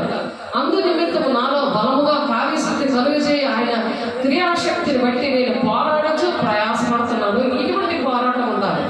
ఇటువంటి పోరాటం కొలసి 1:29 అందు నిమిత్తము ఇప్పుడు ఏంటంటే దేవుడు మనతో మాట్లాడారో ఆ విషయాన్ని బట్టి అందు నిమిత్తము నాలో బలముగా కార్యశక్తి కలుగజేయు ఆయన క్రియాశక్తిని బట్టి నేను పోరాడచ్చు ప్రయాసపడుతున్నాను. ప్రయాసం ఉంటుంది, శ్రమలు ఉంటానే. అందుకే దేవుడు రాజ్యానికి వెళ్ళాలని చెప్పడానికి కారణం అదే, ప్రయాసపడాలి. అటువంటి విషయాల్లో మనము ప్రయాసపడదుము గాక. దేవునికి మహిమ కలుగును గాక. దేవునికి మహిమ కలుగును గాక. ఆయన వారిని చూచి ఇరుకు ద్వారంలో ప్రవేశించండి అని చెప్పారు. అందుకనే దేవుడు ఏం చెప్పారు? విశాలమైన అంటే లోకంలో నడవడం, లోకానుసారంగా నడుస్తూ ఎంతమంది జనాలు ఉంటే అక్కడికే వెళ్దామనేసి మరి దేవుడు మరి వ్యాపారంగా ఆయన వ్యాపారంగా చేసుకోవడం, విశ్వాసంగా చేసి వాళ్ళతో బిజినెస్ చేసినట్టు కాదు. ఇది శిష్యుడిగా చేయమంటున్నాడు ఆయన. మొత్తం 28 ఇందాక చదివే కదా, శిష్యుడిగా చేయమన్నాడు ఆయన. సర్వలోకానికి వెళ్ళి శుభవార్తలన్నీ ప్రకటించి వాళ్ళు శిష్యులుగా చేయమన్నాడు ఆయన. ఆయన వారిని చూచి ఇరుకు మార్గంలో ప్రవేశంలో పోరాడండి అన్నాడు. ఎటువంటి పోరాటం మనకు దేవుడు ఇచ్చుడుగాక.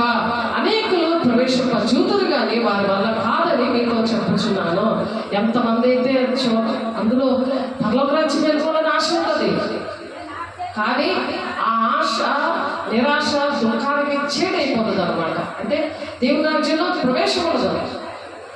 ఆయన వారిని చూచి ఇరుకు ద్వారంలో ప్రవేశంలో పోరాడండి, అనేకులు ప్రవేశంలో చూతురు కానీ వారి వల్ల కాదని మీతో చెప్పుచున్నాను. వాళ్ళ వల్ల కాదు అని చెప్తున్నాడు దేవుడు. దేవుడికి మహిమ కలుగును గాక. రోమపత్రిక నేనైతే మరి ఒక్కరి పునాది మీద కట్టకుండా నిమిత్తము ఆయన కూర్చున్న సమాచారం ఎవరికి తెలియజేయబడదు లేదో వాళ్ళు చూతురని వినని వారు గ్రహింతురని చెప్తున్నారు. నేనైతే మరి ఒకరి పునాది మీద కట్టకుండా నిమిత్తము. ఇంకొకరు సంఘంలో ఉన్న వాళ్ళు ఇంకొకరు దోచేస్తూ ఉంటారు. ఆ పిల్లల మీద పునాది కడతా ఉంటారు, వేరొకరు పునాది మీద కడుతున్నారు. ఎంత శాపమో వాళ్ళకి నిజంగా. వీళ్ళ కూడా అక్కడికి వెళ్ళకూడదు. ఇష్టం వచ్చిన సంఘాలకు వెళ్ళిపోయి బాప్తిస్మం దగ్గర తీసుకొని అన్ని సంఘాలు తిరుగుకొని ఎక్కడైనా దేవుడు ఉన్నాడు కదా అని బ్రహ్మపరిచే ఆత్మ, అది కృతజ్ఞత లేని ఆత్మ. వారి విశ్వాసం వల్ల బ్రతకమని ఉంది, దేవుడు వాడి మాట వినమని ఉంది.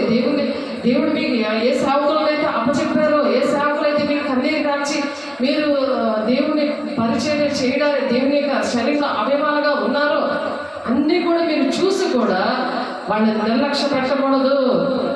అలాగా చేస్తే నేనైతే మరి ఒకరి పునాది మీద కట్టకుండా నిమిత్తము ఆయన కూర్చున్న సమాచారం ఎవరికి తెలియజేయబడలేదో వారిని చూతురని వినని వారు గ్రహింతురని మరి అక్కడ రోమపత్రికలో 15-20 ఉంది. వ్రాయబడిన ప్రకారము క్రీస్తు నామం ఎరుగని చోట్లను సువార్తను ప్రకటింపవల్లని మిగిలిన ఆశ గలవాడనే ఉండి అలాగనే ప్రకటించి నేను దోచేయడం కాదు. సముద్రం వెళ్ళి ఒకటి చేపలు పట్టుకుంటుంటే ఆడు గంపెత్తుకొని వచ్చాడు కాదు, నువ్వు వెళ్ళి నీ గంప పట్టుకొని నువ్వు చేపలు పట్టాలి. అలాగ తయారవుతున్నారు. అభిషేకం లేకుండా, పిలుపు దర్శనం లేకుండా ఆ విధంగా చేస్తున్నారు. వాళ్ళకి ఎంతో కఠినమైన తీర్పు ఉంటుంది. ఆ సేవకులు కన్నీరు కాల్స్తే వాళ్ళకి మంచిది కాదు, వాళ్ళకి మంచిది కాదు. కన్నీరు కాల్చి అది ఏడిస్తే అందుకే అలా ప్రకటించాలని మరి పౌలు చెప్తున్నాడు. దేవుని బిడ్డ, మీరు ఎక్కడ ఉంటున్నారు? ఎటువంటి దగ్గర మీరు ఉండి మీరు సేవకులకి దూరంగా ఉన్నారు? నీకు దేవుడు పునాది ఎక్కడ వేస్తాడు? ఎక్కడ నీకు బాప్తిసం తీసుకున్నావు? ఎలా ఉంటున్నావు? వాక్యం విని కూడా నువ్వు నిర్లక్ష్యంగా ఉంటున్నావా? ఆలోచించుకో. దేవుడికి అప్ప చెప్తున్నాను నేను అన్నీ కూడా. అన్ని విని కూడా వాళ్ళకి బ్రహ్మపరిచే ఆత్మలో కఠినమైన మా ఆత్మతో ఉంటున్నారు. బ్రహ్మపరిచే ఆత్మతో.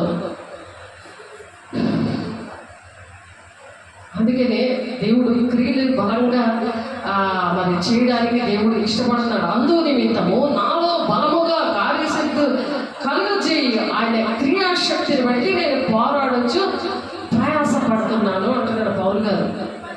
అలా మనం ప్రయాసపడాలి. కానీ దేవునికి ఇష్టం వచ్చినట్టు మనం ఆ విధంగా నడవాలి. అలా రక్షణ మనం కాపాడుకోవాలి. ఆ దేవుని యొక్క మర్మాలు దేవుడు అప్పుడు బయలుపరుస్తాడు. దేవునికి మహిమ కలుగును గాక. దేవుడు ఇచ్చిన మహాకృపను బట్టి దేవునికి అనేకమైన వందనాలు చెల్లిస్తూ మరి దేవుడు అలాగా గృహముగా మనకి ఉన్నారు. మరి అపోస్తలులు 2:47 ఆనందముతోనూ నిష్కంఠమైన హృదయంతోనూ ఆహారము పుచ్చుకొనుచుండి మరి ప్రభు రక్షణ పొందుచున్న వారి అది దినము వారిని చేర్చుకుంటున్నారు. అది దినము కూడా వారిని చేర్చుకుంటూ ఉన్నాడు. అనేక మందిని ఆ విధంగా మనం చేర్చుకోవాలి. మరి అక్కడ లూకా సువార్తలో ఉంటుంది. ఆ మాట చూద్దాము. అపోస్తలులు 2:42 అపోస్తలులు 2:42 ప్రకారం అలా చేర్చుకోవాలి. కానీ దొంగగోళ్ళు పట్టినోడు లాగా చేయకూడదు. అన్యాయస్తులు దేవుని రాజ్యంలో ప్రవేశించారు. నువ్వు హెచ్చరించు, దైవవేషం వల్ల బుద్ధి చెప్పు, శిక్ష కూడా వెయ్యి అని చెప్తున్నారు. మనం ఏ శిక్ష దేవునికి అప్పు చెప్పాడుమే. అపోస్తలుల కార్యము 2వ అధ్యాయము 47వ వచనం చూడండి. 47వ వచనం 2వ వచనము 47వ వచనం. ఆనందముతోనూ నిష్కపటమైన హృదయంతోనూ ఆహారం పుచ్చుకొని మరియు ప్రభు రక్షణ పొందుచున్న వారిని అను దినము వారితో చేర్చుకుంటున్నారు. ఇప్పుడు వెళ్ళిపోయిన వాళ్ళందరూ పని ఏంటో తెలుసా? ఆ నిష్కపటమైన హృదయం కలిగి ఉండాలి. ప్రభు రక్షణ పొందుచున్న వారిని అనుదినము కూడా చేరుస్తూ ఉండాలి సంఘానికి. అది వాళ్ళ పని. వాళ్ళ పని చేయకుండా ఎక్కడికి వెళ్తే అక్కడ ఉండిపోయి ఫోన్లు లేవు, దేవుని ఆజ్ఞలు పాటించడం లేదు, మీరు ఎవరో నాకు తెలియనట్లు కృతజ్ఞత లేని వారి అర్చదినాల్లో ఉంటారు. భక్తి తెలిసిన దాని శక్తిని ఆశ్రయించే వారు తల్లిదండ్రులకు అవిధేయులు అని ఉంది వాక్యం. ఆ లిస్టులోకి వెళ్ళిపోయారు అర్చదినాల్లో. అలా తయారవుతారనుంది. అలాగే తయారవకుండా దేవుని దగ్గర సరి చేసుకోండి. ప్రజలందరూ ఆయన వాక్యం వినటం ఆయన హత్తుకొని ఉండేది కనుక ఏమి చేయవలెనో వారికి తోచలేదు. దేవుణ్ణి హత్తుకున్నారు.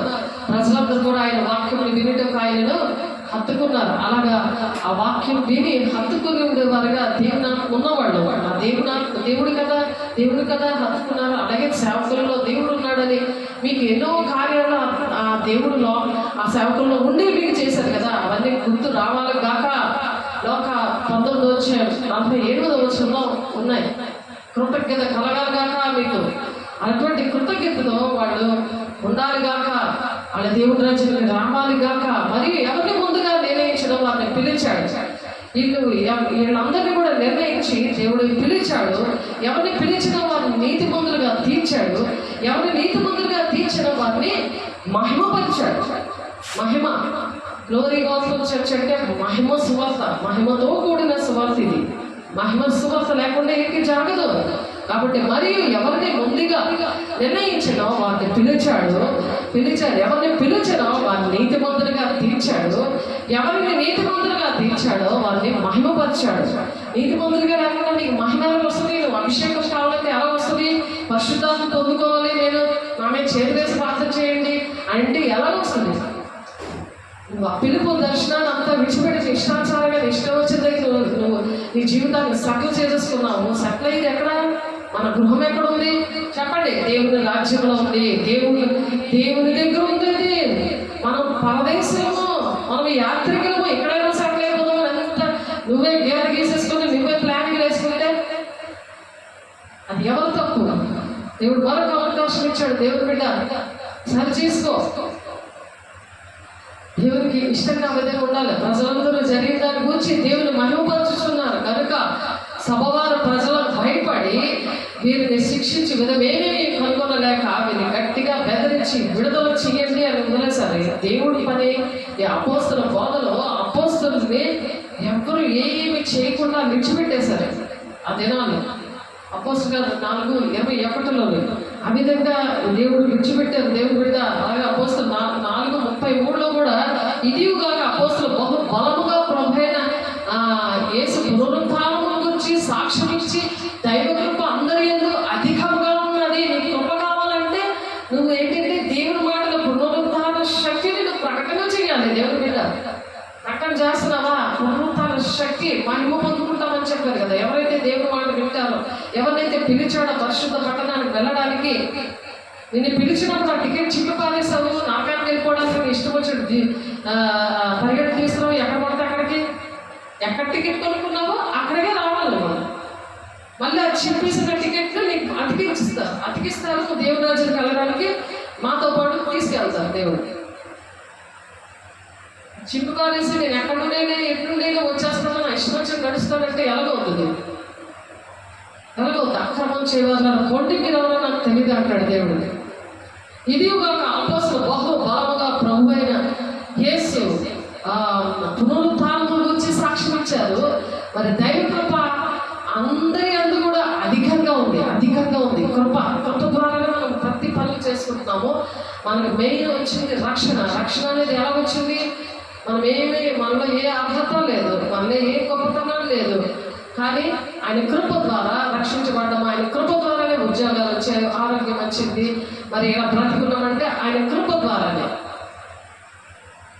అన్యజనులు ఆ మాట విని సంతోషించి దేవుని వాక్యమును మహిమపరిచారు. ఇలాంటి మాటలన్నీ చెప్పినప్పుడు పౌలు గారు దేవుని మహిమపరిచారట. నువ్వు చెప్పకుండా మంచం కింద కొంచెం కింద చేసుకుని పెట్టేస్తుంటే ఏమన్నారు? అక్కడ కట్టిక చీకట్లోనే బిలాములు అందులో వేసేమన్నాడు దేవుడు. అక్కడ పండుగలు కూడా ఉంటుంది, అక్కడ వేసేమన్నాడు చీకట్లో, ఆ నరకంలో. అపోస్తలుల 13:48 అన్యజనులు ఆ మాట విని సంతోషించి దేవుని వాక్యంలో మహిమపరిచి మరియు నిత్య జీవనకు నిర్ణయింపబడిన వారందరూ విశ్వసించారు. నిర్ణయించబడి నిత్య జీవానికి నిర్ణయించబడిన వారు కొంతమంది ఉన్నారు. ఇరుకు మార్గంలో పోరాడతారు, అందరూ కానే కాదు. వాక్యం నోట్ చేసుకోండి. దేవా సాకాల పేర్లు జీవగ్రంథంలో పెడతాం. మేము చేత కాబట్టి కనీసం సహకరిస్తాం. ఫిలిప్పీ 4:3 సహకరిస్తాం, నేర్చుకుంటాం. దేవా మాతో మాట్లాడుతున్నాం డైరెక్ట్గా అని దేవుడి దగ్గర తీర్మానం చేసుకోండి. అన్ని జనులు వెళ్తున్నారంట. ఆ మాట విని సంతోషించారు. దేవుని వాక్యము మహిమపరిచారంట. మరియు నిత్య జీవానికి నిర్ణయించబడిన వారందరూ విశ్వసించారు. నిత్య జీవానికి నిర్ణయించబడ్డ మనందరం కూడా దేవునికి మహిమ కలుగుగాక. ఆమేన్. నిత్య జీవాన్ని నిర్ణయించిన వాళ్ళందరూ కూడా దేవుని మహిమపరిచారు. కొంతమందిని దేవుడు నిర్ణయించుకున్నాడు, కొంతమందిని దేవుడు పిలిచాడు. ఆయన దేవుడు కొన్ని పనులు చెప్పారు. దేవుడు జతగా ఉంటాడు అంటున్నాడు. దేవుడు మరి ఆ విధంగా దీవించాలని మరొకసారి దేవుడు ఆ ఆశీర్వాదం మనకి ఇవ్వాలని ఆశీర్వాడుతున్నాడు. దేవుడికి మహిమ కలుగుగాక. మరియు ఎవరిని ముందుగా నిర్ణయించాను వారు పిలిచాడు, నిర్ణయించాడు. ఎవరెవరు దేవుని రాజ్యానికి రావాలి అని నిర్ణయించాడు, పిలిచాడు. పిలిచి ఎవరిని పిలిచినా వారిని నీతిమంతులుగా తీర్చాడు. నీతిమంతులుగా తీర్చి ఆయన ఏం చేశాడు? ఎవరు నీతిమంతులుగా తీర్చాడో వారిని మహిమపరిచాడు. నీకు ఆ మహిమను ఉంచుకోవాలి అంటే ప్రతిదీ కూడా సరి చేసుకున్నప్పుడు అగ్ని జ్వాలగా మండుతావు. ఆ వాక్యంతో సరిచేయబడతావు. దేవుడు ఏ సంగతులు చెప్పాడో అవన్నీ కూడా జ్ఞాపకం చేయను కాక. యోహాను 16:20 ఉంది ఆ మాట. అందులో దేవుడు జ్ఞాపకం చేస్తాడు, మర్చిపోయినా జ్ఞాపకం చేసే దేవుడు. మరియు ప్రభు తన మాట సమాప్తము చేసి క్లుప్తపరిచి భూలోకమునందు దాన్ని నెరవేర్చిన గనుక ఇశ్రాయేలు కుమారుల సంఖ్య సముద్రపు ఇసుక వలె ఉండినను శేషమే రక్షించబడిందంట. ఇసుక వలె ఉన్న సముద్రము లాగా ఉన్నారు ప్రజలు, కానీ శేషమే రక్షించబడ్డారు. కొంతమంది రక్షించబడతారు, అందరూ కాదు. అదే రోమా పత్రికలో 9వ అధ్యాయము 27వ వచనంలో చెప్తున్నారు. అందుకని ప్రతి ఒక్కరు కూడా మరి దేవుని వాక్యము ప్రబలమైన శిష్యుల సంఖ్య యెరూషలేములో బహుగా విస్తరించింది అన్నది వాక్యం. అపోస్తలుల 6:7 అలాగా మనము విస్తరించాలని దేవుడు ఆశపడుతున్నాడు. దేవుడు బిడ్డ ప్రజలందరి వల్ల మరి దేవుడు ప్రజలు వారిని కనపరచుచున్నారు. పురుషులు స్త్రీలు మరి ఎక్కువ విశ్వాసమే ప్రభు పక్షమున అలా చేర్చబడాలన్నమాట. అలా చేర్చబడాలి. ఎటువంటి విషయాలు చెప్పినప్పుడు అపోస్తలుల గారు 5:14 ప్రకారము ప్రతి ఒక్కరు కూడా ఆ విధంగా చేర్చబడదు కాక. మనం వెళ్తున్నప్పుడు మనం వెళ్తే ఏంటి భయమేసం కదా, ఏం చెప్పాలని మోషే గారికి దేవుడు ఏం చెప్పారు నిర్గమకాండం 4వ అధ్యాయం 12వ వచనంలో, కాబట్టి వెళ్ళమోనని నీ నోటికి తోడై ఉండి నీవు ఏమి పలుకోవలసినది నీకు బోధించదనని అతనితో చెప్పాడు. నత్తివాడు మోషే, చూస్తున్నారా? కాబట్టి వెళ్ళు అంటున్నారు. అలాగా దేవుడు బలపరచును గాక. దేవుడు అలా బలపరిచి అలా స్థిరపరిచాడు. దేవుడు కూడా నిర్గమకాండంలో ఉంది ఆ మాట చూడండి. నిర్గమకాండంలో 4వ అధ్యాయము 12వ వచనంలో ఆ మాట ఉంది. అలా బలపరిచినాక అప్పుడు యెహోవా నీ మార్గమును నాకు తెలియజేయము, నీ త్రోవలను నాకు తేటపరచమన్నాడు దావీదు భక్తుడు. దావీదు భక్తుడు అలా చేశాడు. మోషే గారు అలా ఇలాంటి దేవుడు బలపరిచాడు. యెరూషలేములో బహుగా విస్తరణ కలిగింది. నిర్గమకాండం 4:12 కాబట్టి వెళ్ళిపోయి నీ నోటికి తోడై ఉంటానన్నాడు. అలా దేవుడి పాదాల దగ్గర పడి, దేవా నువ్వు నన్ను పిలుచుకున్న పరలోక రాజ్యానికి వెళ్ళడానికి నాకు పని అప్పచెప్పవు, అది నీ జత పనిగా నేను చేస్తాను. నువ్వు జత పనివానిగా నాకున్నావు, కోత విస్తారం ఉంది, పని వాళ్ళు ఎవరు లేరు, నేను పని చేస్తానయ్యా అని కన్నీటితో దేవుని దగ్గర వేడుకోండి. ప్రతి ఒక్కరు వేడుకోవాలి. నన్ను నీ సత్యమానుసరింపజేసి నాకు ఉపదేశం చేయము, నీవే నా రక్షణకమైన దేవుడు, దినవల్లా నీ కొరకు నేను కనబడుచున్నాను, నాతో మాట్లాడవాలని ఏడ్చాడు. కానీ పరుపు తేలిపోయేలాగా ఏడ్చాడు దావీదు భక్తుడు. కీర్తన 25వ అధ్యాయం 4-5 వచనాల్లో ఉంది ఆ మాట. అలాగా వాక్యం పట్టుకొని ప్రార్థన చేయండి. దేవా దావీదు ఇలా ఏడ్చాడు కదా, ఇలా మోషే గారికి ఇలా సహాయం చేశావు కదా, కాబట్టి సమస్త కీడు నుండి తప్పించి దూత ఈ పిల్లలను ఆశీర్వదించుడుగా అని చెప్తున్నాడు. అక్కడ ఆదికాండంలో 48:16 నా పేరును అబ్రహాము ఇస్సాకులను నా పితరుల పేరును వారికి పెట్టబడును గాక, భూమి యందు వారు బహుగా విస్తరించుదురు గాక అని చెప్పాడు. మనం వాళ్ళందరినీ ఆశీర్వదించే వారిగా మనలో చేస్తున్నాడు. దేవునికి మహిమ కలుగును గాక అన్నాడు. ఆనాడు ఏ విధంగా ఆశీర్వదించాడో దేవుడు సమస్తమైన కీడు నుండి నన్ను తప్పించి దూత ఈ పిల్లలను ఆశీర్వదించును గాక అని చెప్తుంది. నా పేరును అబ్రహాము ఇస్సాకులను నా పితరుల పేరును వారికి పెట్టబడును గాక, భూమి యందు వారు బహుగా విస్తరించును గాక అని చెప్తున్నారు. చూడండి ఎంత ఆశీర్వాదాలు అన్నీ కూడా వాక్యంలో ఉన్నాయో అవన్నీ కూడా పట్టుకొని ప్రార్థన చేసుకోవాలి దేవుని బిడ్డలారా. అటువంటి ఆశీర్వాదాలన్నీ దేవుడు మనకి ఇచ్చును గాక. అలాగే 143వ కీర్తన 10వ వచనంలో నీవే నా దేవుడు, నీ చిత్తానుసారంగా ప్రవర్తించుటకు నాకు నేర్పించు, దయగల నీ ఆత్మ సమభూమి గల ప్రదేశంలో నన్ను నడిపించును గాక అని ప్రార్థన చేసుకోవాలి. వాక్యం పట్టుకోవాలి. నీ ఇష్టం వచ్చిన ప్రార్థన చేయడం కాదు. అదే పరిశుద్ధాత్మ పొందుకున్న వాళ్ళకి, భాషలో ఉన్న వాళ్ళకి ఆ భాషలతో మాట్లాడుతుంటే డైరెక్ట్గా దేవుడితో మాట్లాడుకోవచ్చు.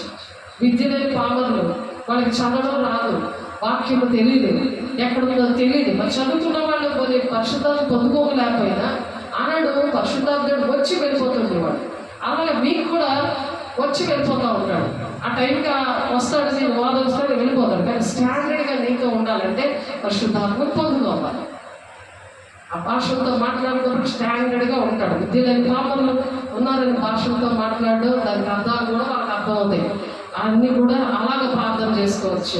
అలాగే యెషయా 49వ అధ్యాయము 2వ వచనంలో నా నోరు వాడిగల ఖడ్గంగా ఆయన చేసి ఉన్నాడు, తన చేతి నీడలో నన్ను దాచి ఉన్నాడు, నన్ను మెరుగుపట్టి అంబుగా చేసి తన అంబుల పొదలో మూసి పట్టి ఉన్నాడు. అలా అలా ఉంటాడు. బాణం ఎలా ఉన్నది? నీ ఘనమైన పాత్రగా నీ చేతిలో బలమైన ఆయుధంగా దేవుడు మాట్లాడుకుంటాడు. ఎప్పుడైతే అలా ప్రార్థన చేస్తావో, అలా భాషతో మాట్లాడతావు, నీ కుటుంబాన్ని రక్షించుకుంటావు. శత్రువుల సాతానుడు నేను ఏడుబడి చేయాల్సి వచ్చినప్పుడు ఆ బాణం వేస్తావు అన్నమాట. మనం పోరాడుతున్నది శరీరులతో కాదు. శరీరంలో మనుషులతో కాదు, దురాత్మల సమూహంతో పోరాడుతున్నాం. మనుషులతో పోరాడుతున్నాడు అంటే వాళ్ళ దురాత్మల సమూహం ఉంది. అది గ్రహించాలి దేవుడు బిడ్డ. దానికి ఏంటంటే ఉండాలి? సర్వాంగ కవచం, నీతిని మహిమను ఉండాలి, నీతి కార్యాలు చేయాలి, రక్షణాన్ని శిరస్నానం హెల్మెట్ ఉండాలి, వాక్యం అనే ఖడ్గం ఉండాలి, సత్యం అనే దట్టి ఉండాలి. నువ్వు అబద్ధాలు ఆడితే నువ్వు అబద్ధాలకి జరగదు. సాతానుడు నీలో ఉంటాడు. నీలో ఉన్నవాడు ఫస్ట్ ఎలా కొట్టుకోవాలి? నేను అబద్ధాలు ఆడినయ్యా, నేను మాయ మాటలు ఆడినయ్యా, ఎక్కడో మాట అక్కడో మాట అందరికీ నేను ఫోన్లలో చాటించనయ్యా, ఇవి నువ్వు తీర్మానం చేసుకోవాలి. ఆ సాతాను రూపం అంతా పోతుంది, సాతాను మనసంతా పోతుంది. అప్పుడు దీవనామంతో నేను నింపును కాక నా నోరు వాడిగల ఖడ్గంగా ఆయన చేసి ఉన్నాడు. తన చేతి నీడలో నన్ను దాచి ఉన్నాడు. నన్ను మెరుగుపెట్టిన అంబుగా చేసి తన అంబుల పొదలో మూసి పెట్టుకుంటున్నాడంట. ఆయన పని చేయడానికి నీకు అవన్నీ కూడా ఇప్పుడు మిలిటరీ వాళ్ళకి ఎలాగైనా ఆయుధాలు ఉంటాయి, వాళ్ళ ప్రాణాలు తెగించి చేస్తారు కదా, అలాగే మనం చెయ్యాలి. అలా దేవుడు తయారు చేస్తానంటున్నాడు. తయారవుతావా? చెప్పండి. తయారవరా? నోరు రావట్లేదు.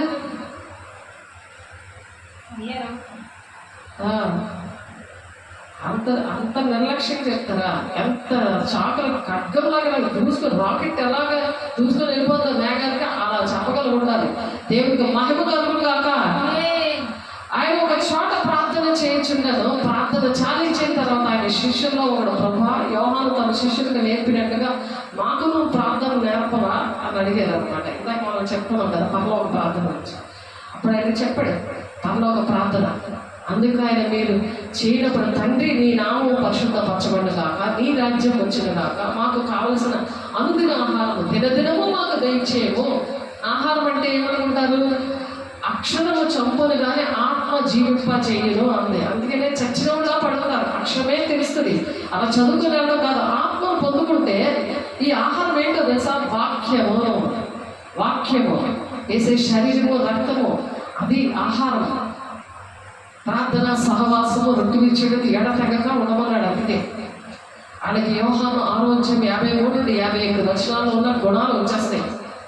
అటువంటి నిత్యత్యము వాళ్ళ ఉంటుంది. మేము వాళ్ళకి ఇచ్చి ఉన్న ప్రతి వారిని క్షమించున్నాము కనుక మా పాపమును క్షమించము.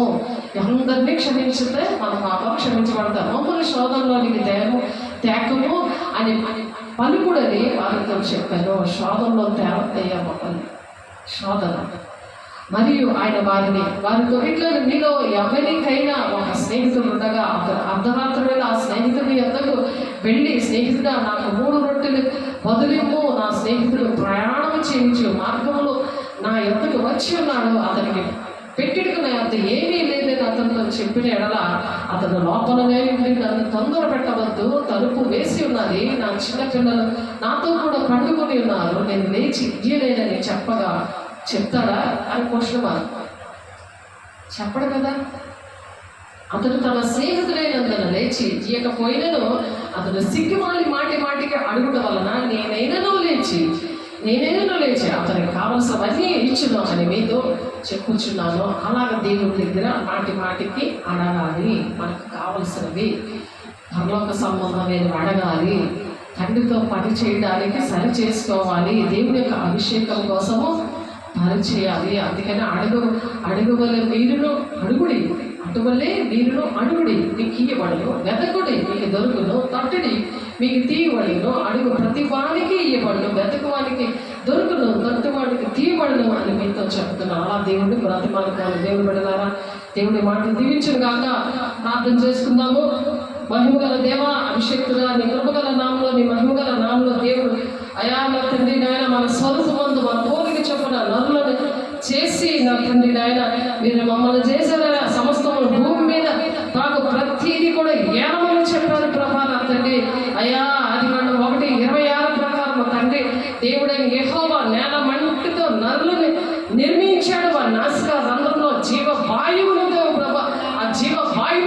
పరిశుద్ధాత్మ దేవుడు నాయన ఆ ఓదగా నాలో జీవాత్మ అయ్యారు ప్రభా. ఇప్పుడు జీవిస్తున్నాం కానీ మృతులుగా ఉన్నారు ప్రభా. వాళ్ళందరినీ యేసు నామములో మీరు జీవింపచేస్తున్నారు, మహిమమైన నామములో మీరు జీవింపచేస్తున్నారు. స్తోత్రాలు. సరి చేసుకున్న ఆత్మను మీరు కుమ్మరిస్తున్నారు దేవాని స్తోత్రాలు. నేను వచ్చి పాపముల నుంచి నీతిని గురించి ఒప్పింపచేసే ఆత్మను కుమ్మరించిన గాక యేసు నామములో. యోహాను 16:8 ప్రకారం మీరు అంటే ఆత్మను కుమ్మరిస్తున్నారయ్యా. నీకు స్తోత్రాలు నాయన. మీకే వందనాలైన పరిశుద్ధాత్మ నాయన కరెక్ట్ అవును కాక యేసు నామములో ప్రభా. మనం నాయన తండ్రి మమ్మ ఎప్పుడు కూడా పరిశుద్ధాత్మ దేవుడితో కరెక్ట్ అయి ఉండాలి ప్రభా నాయన. అయా తండ్రి నేను మీకే వందనాలు. సెల్ ఫోన్లో సిగ్నల్ లేదని ఎంతో వేదన పడిపోతారు కానీ ఆ సిగ్నల్ కాదయ్యా, మీరు మాతో కరెక్ట్ అవ్వాలని ప్రభు అయా ప్రయాసపడే జ్ఞానం ఇచ్చేయండి. అటువంటి మననేతలు తెరవండి, జ్ఞానేతలు తెరవండి. భయంకరమైన దినాల్లో ఉన్నాం ప్రభా.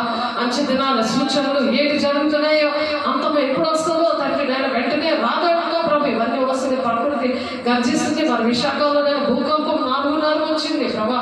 అయా తండ్రి మహిళ మా ప్రభా పరిశుద్ధాత్ముడు అనేకమైనవి జరుగుతూ వస్తున్నాయి. ప్రతిదీ కూడా నిర్లక్ష్యంగా ఉండకుండా ప్రభు నీతో గడిపినప్పుడు ప్రభు అయా నేను సత్య స్వరూపైన ఆత్మ వచ్చినప్పుడు సర్వసత్యములో నడిపిస్తుంది. అది ఆయన జరగబోయే సంగతులు బయలుపరుస్తుందని చెప్తున్నాం ఆయన. అయా యోహాను అయా నా తండ్రి నేను 16 వచ్చాను ఆయన 13 వచ్చిన ప్రకారం మాకు తెలియజేయండి. మా బిడ్డలకు తయారు చేయండి ప్రభు నాయన. మా కుటుంబాలకు తెలియజేయండి. మా గ్రామం మా దేశాన్ని మీరు మీ అధీనంలో పెట్టుకొని నేను సమస్త మహిమ ఘనత ప్రభావం మీరే పొందుకుంటున్నాడు. వందనాలు స్తోత్రాలు చెల్లిస్తే పరిశుద్ధ నామంలో బ్రతిమలాడి వేడుకుంటున్నాం తండ్రి. ఆమేన్. తండ్రి యొక్క దీవెన మన యొక్క కృప పరిశుద్ధాత్మిక నిత్య సహవాసం సదా కాలము తోడైండి నడిపించిన గాక. ఆమేన్. దేవుడికి మహిమ కలుగును గాక. God bless you. దేవుడు మిమ్మల్ని దీవించి ఆశీర్వదించును గాక.